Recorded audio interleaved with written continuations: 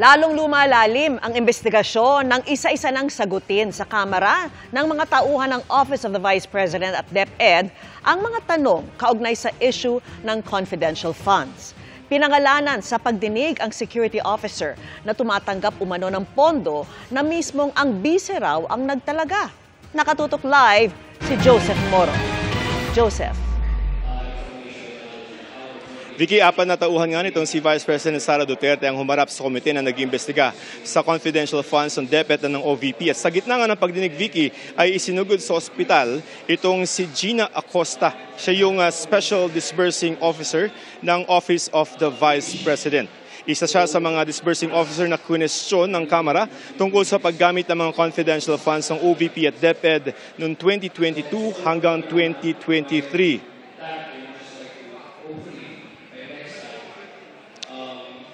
Ito ay matapos ang panggigisa ng House Committee on Good Governance and Public Accountability. Nangihina ng ilabas itong si Acosta dito sa Kamara. Kasabay naman itong si Vice President Sara Duterte na nakaalalay sa kanyang staff. Ayon kay Duterte ay 150 over 100 ang presyon ni Acosta. Dagdag pa ni Duterte sa Veterans Memorial Hospital. Dinala itong si Acosta at pagkadala sa ospital ay sumunod na rin doon ang Vice Presidente. Tuloy-tuloy pa rin naman, Vicky, ang pagdinig at narito ang aking report.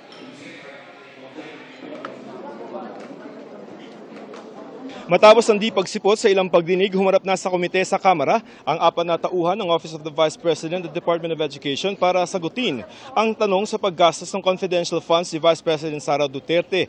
Ito ay sa harap ng banta na sampahan sila ng kaso kung hindi pa sila sisipot. Si Edward Fajarda, ang DepEd Special Disbursement Officer, 3 beses umano nag-withdraw ng tig 37.5 million pesos noong February 2023. Ang kabuang halaga na 112 million pesos na confidential fund inilagay sa mga duffel bag at binitbit pabalik ng DepEd para ilagak sa isang kaha de yero.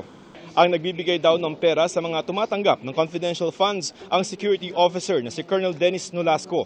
Ayon kay Fajarda, si Vice President Duterte ang nagtalaga kay Nolasco. Mr. Chair, I was informed po ni BP Sara na may i-designate po na security officer. Ang instruction ng galing po kay BP Sara po. Tinanong namin ang Vice Presidente tungkol dito. This is the reason why we don't want to discuss confidential funds, and yan kaya may batas na bawal pag-usapan ng confidential funds. We will wait for Colonel Nolasco.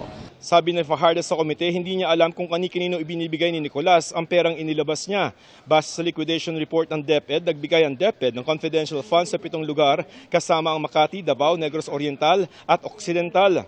Wala sa pagdinig ng komite si Colonel Dennis Nolasco na umano'y tagapagbigay ng confidential funds ng DepEd. Itinuturing siyang susi sa tanong kung paano nagastos ang confidential funds ng ahensya. Ipinapatawag na siya ng komite sa susunod na pagdinig. Sumalang din sa pagtatanong ang Special Disbursing Officer ng OVP na si Gina Acosta. Siya ang pumirma sa disbursement voucher at kumuha ng cheque para sa 125 million pesos noong December 2022. Ang pera winidraw sa Land Bank Show at inilagay sa 4 na traveling bag at dinala sa vault sa OVP. Tinulungan pa raw siya ng mga guard na bitbitin ang mga bag pero itinanggi ito ng mga guard. Vicky, bukod kay Fajarda at Acosta ay nakasalang ang 2 pang opisyal ng DepEd. Kabilang dito ang asawa ni Fajarda, itong si Sunshine na dating Assistant Secretary ng DepEd. Ngayon si Sunshine ay tumanggi naman na sagutin yung mga aligasyon ng pagbibigay ng bribe o yung mga sobre sa ilang mga opisyal ng DepEd. Vicky? Maraming salamat sa iyo, Joseph Moro.